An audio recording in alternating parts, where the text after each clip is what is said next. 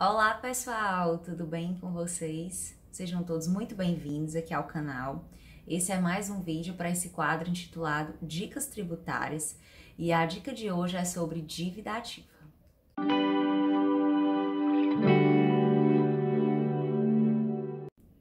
Gente, antes de adentrarmos aqui para o compartilhamento de tela, eu queria só falar aqui algumas coisinhas. Essa semana ficou um pouco atípica, porque só tá indo ao ar, né? Só vai ficar essa aula gravada, tá? Ela era para ter ido ao ar na terça-feira, mas realmente foi muito corrida e eu não consegui gravá-la antes, por isso que essa semana só ficou com um vídeo. Na semana que vem, talvez eu não consiga fazer na terça e na sexta, como eu vinha fazendo antes, né? Apesar de que vão sair 2 vídeos, mas os dias eles tendem a mudar, dependendo de como esteja a minha rotina, tá bom? Por isso que eu também ainda não coloquei uma programação fixa aqui no YouTube, porque como eu não tenho certeza se eu vou conseguir cumprir aqueles dias, assim, religiosamente, eu vou postando quando der, tá certo? Mas, por enquanto, a média realmente são de 2 dias por semana, tirando essa que foi atípica. Outra coisa, o material dessa aula, né, para todo mundo que vem acompanhando, já sabe que ele fica disponível para download, é 100% gratuito, tá? O material da aula de hoje está bem completo, tá? Eu tô falando tanto no âmbito da Lei 6.830 como no CTN, né, dos dispositivos concernentes à dívida ativa. Mas tem uma coisa que eu gostaria de dizer para vocês.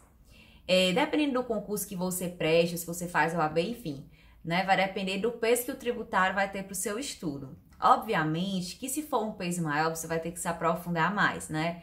Então, assim, eu sempre via, para quem não me conhece, eu estudo para concursos públicos também, especificamente para a área fiscal. Então, assim, eu sempre via nas minhas aulas um guia, sabe? Assim, para eu me basear, pegar todo aquele roteiro, digamos assim, e dali me aprofundar, né? Fazer como o pessoal fala, sentar a bunda na cadeira e estudar, tá? Isso, como eu digo, depende da profundidade de cobrança daquela matéria que você está estudando, né? Se for para a área fiscal, por exemplo, como é o meu caso, você pode utilizar o material, como eu disse, como um guia, né? Mas seria ideal você pegar um livro, né, para você se aprofundar mais, estar sempre acompanhando jurisprudências, tá? Especialmente agora o STF tá fazendo muitos julgados virtuais, né?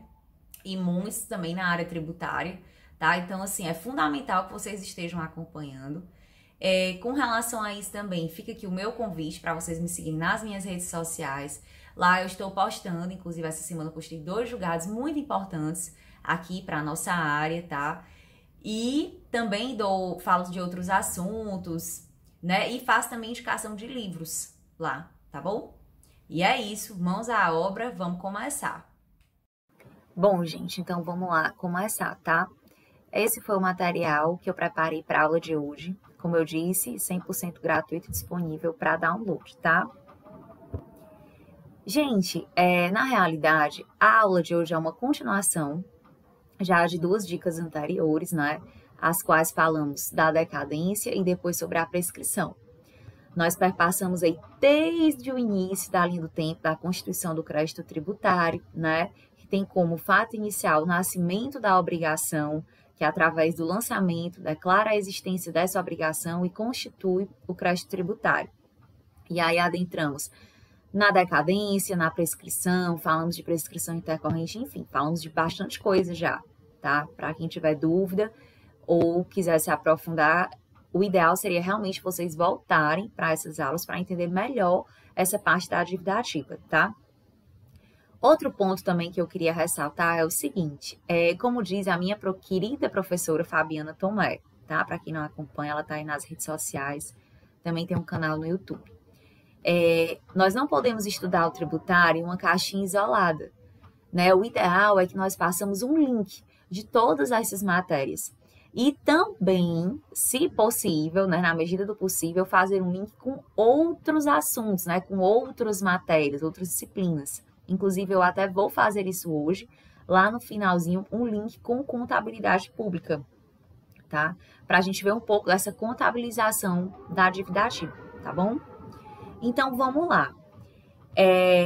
Dívida ativa tá? Na maior parte dos conceitos, tanto CTN como contabilidade pública, vocês vão ver que é a dívida. Primeiro, ativa, por quê? Porque estamos olhando para o referencial da fazenda pública, né? Aqui ela é a credora e o contribuinte é que deve, por isso que falamos em crédito tributário, né? Porque obviamente que se ela fosse a devedora, essa dívida estaria no passivo, tá?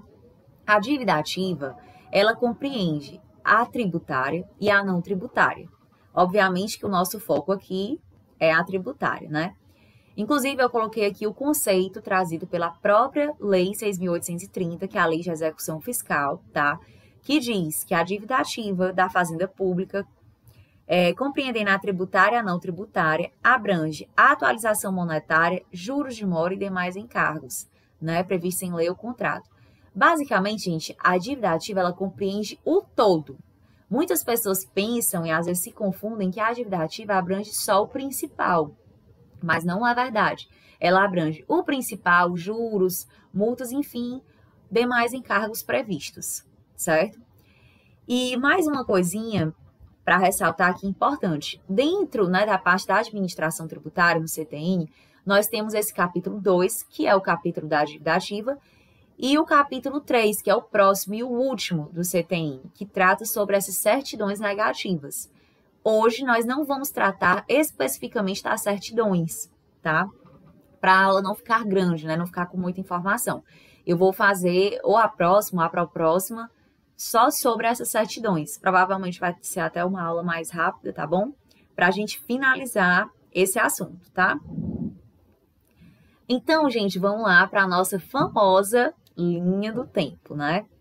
Já tem umas 2 aulas que a gente vem trazendo essa linha do tempo. E ela tá cada vez mais no finalzinho, né? Inclusive, essa linha do tempo estava presente no slide da aula passada, com algumas modificações que eu aqui fiz, né? Para a gente dar continuidade e focar especificamente na dívida ativa, tá? Então, a gente tinha visto na aula passada que através do lançamento a gente tinha a constituição do crédito tributário, né? E aí, a partir daí, o contribuinte tinha diversas opções, né? A partir da notificação do lançamento, claro. Ou ele pagava, ou ele impugnava na via administrativa, na via judicial, quer dar inerte, enfim, né? A partir dessa hipótese, dessa conduta que ele vai realizar, a gente teria essa constituição do crédito tributário definitiva, né?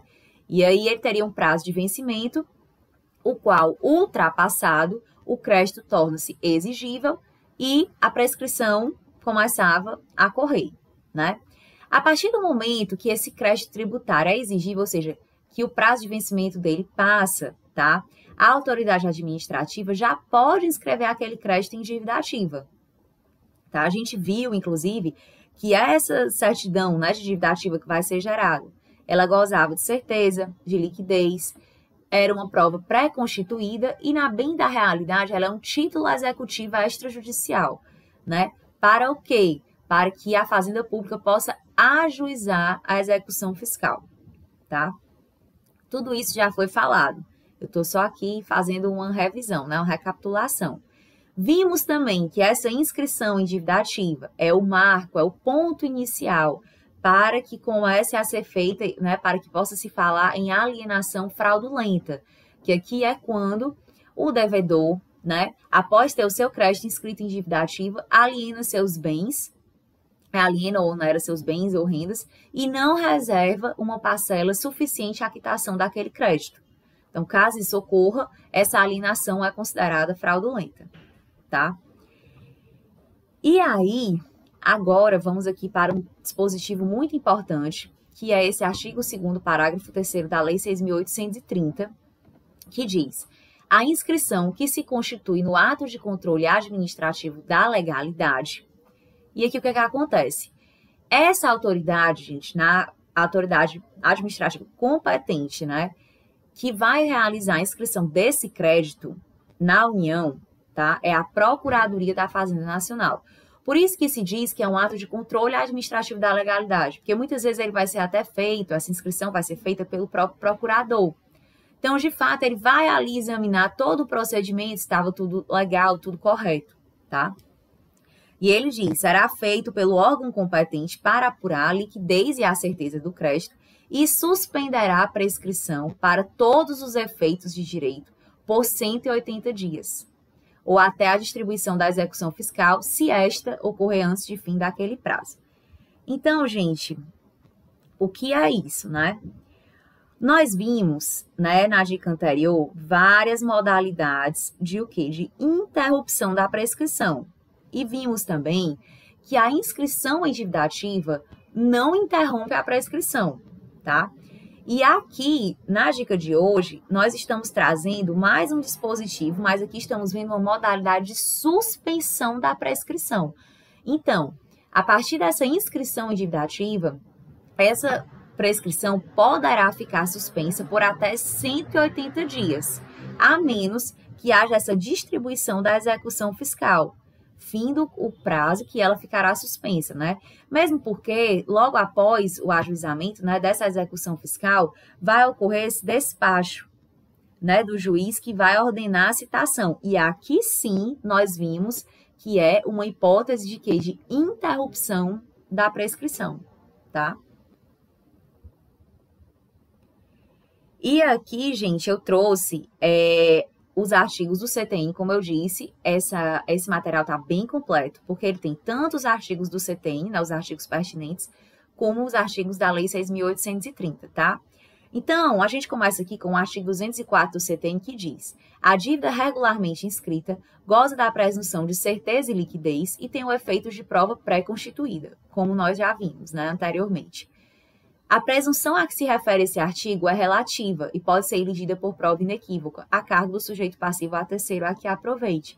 Aqui, gente, acontece, por exemplo, quando o contribuinte efetua um pagamento e, às vezes, por um problema no próprio sistema, né, ali no processamento de dados da Fazenda Pública, há uma inserção de código errado, enfim, e aquele sistema não acusa aquele pagamento, tá? Então, é óbvio que se o contribuinte chegar com essa prova de quitação, com esse recibo, né, e realmente aquela prova for verdadeira, for inequívoca, obviamente que essa dívida ativa vai ter baixa e não vai ter mais o que se falar em cobrança do crédito tributário, tá? E o artigo 3º aqui da Lei 6.830, ela praticamente repete o dispositivo do artigo 204, tá? Continuando aqui para o artigo 201. Tá, do CTN, ele diz, constitui dívida ativa tributária, né, como eu disse que é o nosso foco aqui, a proveniente de crédito dessa natureza, regularmente inscrita na repartição administrativa competente. Já vimos que, no âmbito da União, quem é que vai fazer isso? Procuradoria-Geral da Fazenda Nacional. No âmbito dos estados e municípios, os procuradorias judiciais, tá? Depois de esgotado o prazo fixado para pagamento, que é quando aquele crédito torna-se exigível, pela lei ou por decisão final proferida em processo regular. Então, gente, aqui o que é legal é nós vermos que à medida que a matéria avança e nós estamos aqui compreendendo, né, ou seja, estamos com aquela base bem fixa na nossa cabeça dos conceitos anteriores, tudo acaba sendo uma decorrência lógica do que nós já vimos, tá? E aí o parágrafo único, ele traz esse dispositivo, que a fluência de juros de mora não exclui para os efeitos deste artigo a liquidez do crédito. Gente, na realidade, isso aqui é super simples da gente entender. Essa liquidez do crédito, ela diz respeito àquele valor que vai constar ali naquela certidão de dívida ativa, por exemplo, inicial. Obviamente que à medida que o tempo passa, aquele valor vai mudar, né? Por quê? Porque ele vai sofrer uma atualização, né? Ele vai correr juros de mora, por exemplo. Tá? Que é a remuneração do dinheiro no tempo. Então, aquele valor, ele não vai ser o mesmo daquela certidão inicial, né? Mas é justamente isso que ele quer dizer, que essa fluência desses juros de mora não exclui essa liquidez desse crédito, tá? E outra coisa, essa inscrição, ela é feita por intermédio da lavratura de um termo, né? No livro da dívida ativa. Antigamente, esse livro era físico, hoje temos livros eletrônicos, tá? E por que é importante dizer isso? Porque tanto no CTN como na Lei 6.830 vão ter artigos dispondo de todos os requisitos que esses termos de inscrição da dívida ativa, que na realidade também deve constar da certidão de dívida ativa, quais são os requisitos que eles devem conter, tá? E aqui a gente vê o nome do devedor, né? E sendo o caso dos corresponsáveis, bem como sempre que possível o domicílio ou a residência, a quantia devida e a maneira de calcular os juros de mora, a origem do crédito, mencionada especificamente à disposição da lei que seja fundado, a data, sendo o caso o número do processo administrativo que se origina o crédito, né? E o parágrafo único diz: a certidão conterá, além dos requisitos deste artigo, a indicação do livro e da folha da inscrição, porque antigamente era muito feito em livros físicos, né? Por isso que tem esse parágrafo único. Gente, muitos estados e municípios podem até dispor um pouco diferente, né, desses requisitos que o termo de inscrição de dívida ativa pode conter, tá? Muda pouca coisa na realidade. Mas, de repente, se você estiver fazendo um físico, né, municipal, estadual, é bom você se atentar, que às vezes tem banco que cobra aquela literalidade, né? E aqui temos também esse parágrafo 5º da Lei 6.830, esse parágrafo 5º, salvo engano, é do artigo 2º, e que ele também coloca aqui os requisitos. E eles são praticamente os mesmos do CTN, tá? E aqui no parágrafo 6º ele diz: a certidão de dívida ativa conterá os mesmos elementos do termo de inscrição e será autenticada pela autoridade competente, tá? Por isso que esses requisitos são muito importantes, né? E são muito importantes por quê?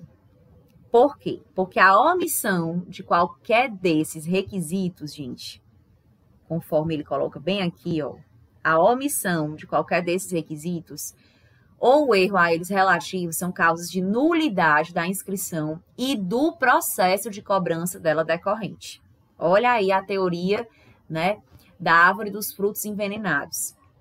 Mas a nulidade poderá ser sanada até a decisão de primeira instância, mediante substituição da certidão nula, devolvida ao sujeito passivo acusado ou interessado o prazo para a defesa, que somente poderá versar sobre a parte modificada, tá? Vamos entender isso daqui bem direitinho, tá? Aqui esse parágrafo 8º, ele é da Lei 6.830, e ele diz: até a decisão de primeira instância, a CDA poderá ser emendada ou substituída, assegurada ou executada a devolução do prazo para embargos. Vamos lá entender, gente. Como eu disse, né, aquele artigo passa essa ideia da teoria dos frutos da árvore envenenada. Por quê? Porque conforme a gente viu, tanto a certidão como pode causar a nulidade da certidão e do processo a que ela se refere, tá? Bom, é qualquer omissão que vai gerar necessariamente a nulidade? Não. Para isso, o STF tem essa jurisprudência que eu até trouxe aqui, que o que ele diz, certo? A ênfase dele é caso essa nulidade cause prejuízo para a defesa. Essa é a ótica, né, para a gente saber se vai ensejar a nulidade ou não. Então, o que é que ele diz, né? Execução fiscal, certidão de inscrição da dívida ativa, omissão de requisito. Perfazendo-se o ato na integração de todos os elementos reclamados para a validade da certidão, há de atentar-se para a substância e não para os defeitos formais. Aqui, gente, é a ideia da essência sobre a forma, tá? Que não comprometem o essencial do documento tributário. Invocação impertinente do artigo 203, eis que, a par da completude do título, inexistiu prejuízo para a defesa, que se exercitou plenamente. Então, gente, nesses casos que não vai haver o prejuízo, inexistindo prejuízo para a defesa, não há o que se falar em nulidade. O procedimento segue normal. Naquele prazo é devolvido e tudo. Obviamente que se tratar de uma nulidade, né, aí não. Aí a gente vai ter a nulidade da certidão e do processo, tá? Só que a gente viu, né, que esse prazo, como ele bem citava, né, aqui, ó, no artigo 203, ele dizia, né, até a decisão de primeira instância, né, como ele falou aqui, poderá ser sanada até a decisão de primeira instância, essa nulidade, né? E aí, é justamente esse lapso temporal da decisão de primeira instância que eu trouxe aqui para a gente compreender, tá? Acabou ficando um traço no título, gente, desculpa. Então, vamos lá. A gente vai ter a inscrição em dívida ativa, Após isso, vimos que vai haver o quê? O ajuizamento da execução fiscal, né? Após esse ajuizamento da execução fiscal, o que vai haver é que o juiz vai deferir aquela inicial nos termos do artigo 7º da Lei 6.830. Tudo isso tem previsão legal, né? E aí, gente, o artigo 8º, como eu coloquei aqui, o que acontece, certo? Quando houver esse ajuizamento, ele vai importar nesse deferimento dessa inicial pelo juiz, né? E aqui, o juiz, né, vai ter aquele despacho que ele vai ordenar a citação, como nós vimos, isso é causa de quê? De prescrição do crédito tributário. Ou, perdão, de interrupção da prescrição do crédito tributário, desculpa, gente. E aí, o artigo 8º, ele pressupõe, ele diz, o executado será citado, como eu acabei de dizer, para no prazo de 5 dias pagar a dívida com juros e multa, ou seja, a dívida completa, né, indicado na certidão de dívida ativa ou garantir a execução. E aí, gente, quais são as hipóteses de garantir, né, de garantia de execução? Ele pode efetuar um depósito em dinheiro, ele pode oferecer bens, né, oferecer fiança bancária ou bens, a penhora, enfim, tá? Caso essa execução seja garantida com essas modalidades que eu acabei de falar, tá? Será executada, caso ela seja garantida, o executado poderá interpor embargos à execução. E é justamente até o julgamento em primeira instância desses embargos interpostos que a Fazenda pode substituir a certidão nula, tá? Então, eu trouxe esse lapso temporal para a gente entender que decisão de primeira instância é essa, tá? Inclusive, a gente tem essa súmula 392 do STJ que diz: a Fazenda Pública pode substituir a certidão de dívida ativa até a prolação da sentença de embargos, quando se tratar de correção de erro material ou formal, vedada a modificação do sujeito passivo da execução. Essa súmula, ela é bastante importante, tá? E aí, gente, concernente a essa súmula, que eu trouxe aqui ela de novo, súmula 392 do STJ, é o seguinte: é importante a gente ver uma coisa, que uma coisa é uma coisa, outra coisa é outra coisa. Uma coisa é a nulidade de certidão de dívida ativa. Outra coisa muito diferente é lançamento equivocado de crédito tributário. O lançamento, ele ficou lá na parte inicial, lá na constituição do crédito tributário, tá? Então, é o seguinte, não é possível a substituição de CDA como meio de alterar aquele lançamento já realizado, certo? Nesse caso, a gente vai ter que atentar para aquele prazo decadencial e para aquelas normas concernentes ao lançamento. Essa nulidade, ela tem que estar presente, esse erro, na CDA. E aí a gente vai ver se é caso de nulidade ou não. Mas o lançamento aqui é outra coisa. A CDA, ela não pode servir ao fim de corrigir, né, de alterar o lançamento já realizado, tá? Inclusive, esse é o entendimento do STJ que diz: inadmissível a substituição de CDA referente à cobrança de IPTU, isso aqui foi um caso concreto, né, a taxas lançadas sobre área maior, por isso que não se trata de simples correção de erro material formal do título executivo, mas de modificação do próprio lançamento com alteração do valor do débito, o que não guarda apoio no artigo 2º, parágrafo 8º, como a gente viu, esse parágrafo 8º da Lei 6.830, tá? Aqui, gente, eu trouxe esses dois artigos que eu não havia citado da Lei 6.830, que eu acho legal de ler. E também outro ponto que eu queria falar de certidão de dívida ativa, que essa certidão, na bem da realidade, é que ela passa essa ideia dessa cópia fiel, tá? Daquela situação, do termo que vai ser lavrado no livro, né? E tudo como a gente viu, tá? E chegamos aqui na parte que eu vou fazer esse link com a contabilidade pública. Veja, gente, aqui eu vou falar de forma rápida, breve, não vou aprofundar, até porque não é aqui o foco, tá? Mas para quem faz concurso público para a área fiscal, é importante ter esse link dessas matérias, tá? Outra coisa também, aqui eu não vou entrar no mérito do lançamento da dívida ativa em si, né? Eu vou falar apenas assim, que para quem estudou, já leu o MCASP, sabe, né, que a inscrição de dívida ativa, ela por si só, ela é um fato contábil permutativo dentro do ente, né? A gente sabe que para o órgão de origem daquele crédito vai haver a baixa de um direito a receber, né, em contrapartida de uma variação patrimonial diminutiva, e no órgão que vai fazer a inscrição, vai haver o quê? O contrário, uma variação patrimonial aumentativa, né, em contrapartida do quê? De um aumento de um crédito a receber, né? Mas, dentro do mesmo ente, isso não vai alterar o patrimônio líquido dele. Por isso que disse que é um fato contábil permutativo, mas a gente tem que observar se é dentro do ente como um todo ou dentro desses órgãos específicos, tá? Então, o MCASP, oitava edição, ele traz, né, essa definição de dívida ativa, que é muito parecida com o que a gente já viu até agora, né? Que ele diz que a dívida ativa é o conjunto de créditos tributários e não tributários em favor da fazenda pública, não recebidos no prazo para pagamento definido em lei ou em decisão proferida em processo regular, inscrito pelo órgão e tal, né? Após a apuração de certeza e liquidez. É uma fonte potencial de fluxos de caixa. Potencial por quê? Porque você pode receber ou não, né? E é reconhecida contabilmente no ativo. Não se confunde com a dívida pública, uma vez que esta representa as obrigações do ente público com terceiros e é reconhecida contabilmente no passivo. Foi justamente isso que eu falei no início da nossa aula, que a gente olhava pelo referencial, pela ótica de quem? Da fazenda pública, tá? E aí vamos ver aqui a codificação da receita. Gente, eu não trouxe isso aqui à toa.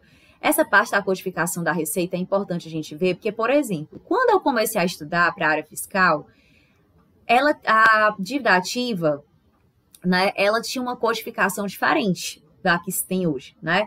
Antigamente, e não muito antigamente, essa dívida ativa era classificada em outras receitas correntes, né, aqui na contabilidade pública.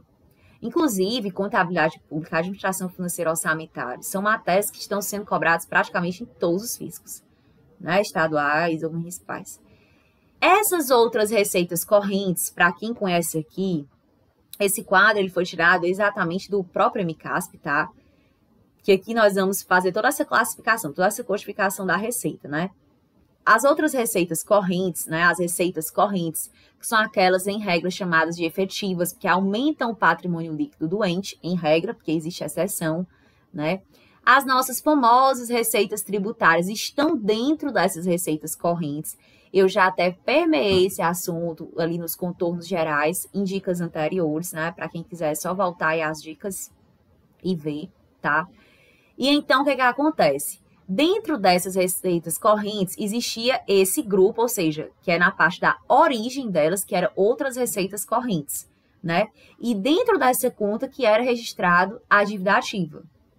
Hoje, gente, mudou. Já tem algum tempo, inclusive, né? Hoje, como é que a gente vai saber que aquele recebimento vai tratar-se de uma receita principal, por exemplo, ou de uma dívida ativa? Através do tipo, tá? Aqui eu trouxe, por exemplo, quando a gente vai fazer essa descrição, por exemplo, o imposto de renda pessoa física, né?